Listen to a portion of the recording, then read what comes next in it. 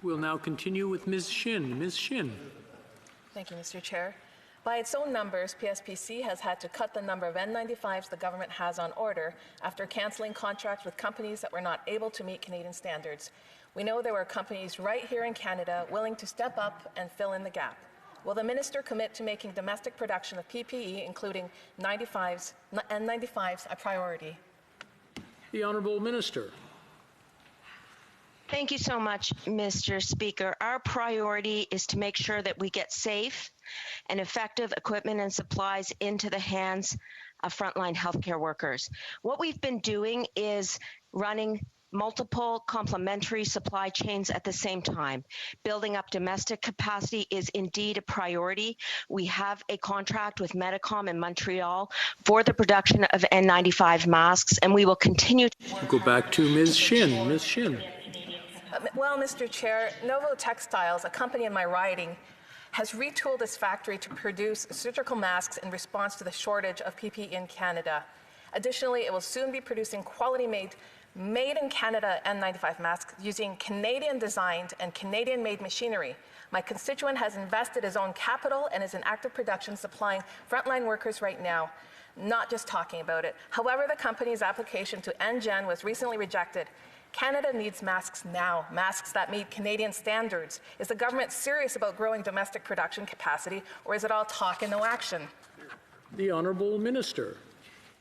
Well, I thank the honourable member for the question, Mr. Speaker. In reality, we have received 101.3 million surgical masks that are being distributed out to provinces and territories. We have signed 24 contracts with domestic companies for the production of PPE right here at home. We are working very hard, Mr. Speaker, to make sure Canadian frontline healthcare workers have exactly what they need to fight this pandemic. Thank you, Mr. Speaker. Ms. Shin. Mr. Chair, how many of these have received financial support from the government? The Honourable Minister. Mr. Speaker, I'm not quite sure what the member is referring to in terms of how many of these, but as I said, we have signed 24 contracts with domestic. We'll have to go back to Ms. Shin. Ms. Shin. Where are these manufacturers located? The Honourable Minister. Mr. Speaker, we have surgical masks being produced right here at home as well as abroad being brought into Canada. Back to Ms. Shin. Ms. Shin. What provinces are they in? The Honourable Minister. Mr. Speaker, as I said, we have a contract with General Motors for the production of surgical masks. Ms. Shin. Are there any in any provinces besides Ontario and Quebec? The Honourable Minister. Mr. Speaker, we have contracts with multiple provinces throughout this country for the production of personal protective equipment. We are committed. Back to Ms. Shin. Ms. Shin. How many of these domestic manufacturers rely on supply chains in China? The Honourable Minister.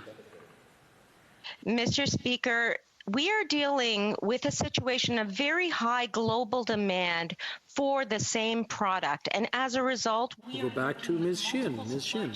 Will the minister commit to providing my office with answers to these questions? Thank you. The Honourable. I will commit, Mr. Speaker, to continuing to work hard for Canadians to supply the personal protective equipment that they need. We have been giving updated numbers on our website every. Go back to Ms. Shin. Ms. Shin. I'm going to assume that answer is no. Mr. Chair, the Prime Minister introduced the Canada Student Service Grant on April 22. Students were told details would arrive in a matter of weeks. It's been over a month. The I Want to Help platform yet has no details about eligibility, levels of funding, or how to apply. Post-secondary school students are already 1 quarter into their summer break. When can students expect to start applying for the CSSG so they can receive their grants? Thank you. The Honourable Minister. Mr. Speaker, I'm pleased to share that students can anticipate more programs coming out as soon as possible because the I Want to Help website will be launched. Students can already apply for Canada Summer Jobs if you go to jobbank.gc.ca. By visiting canada.ca/coronavirus, you'll see a suite of programs to ensure that students and young people are able to succeed.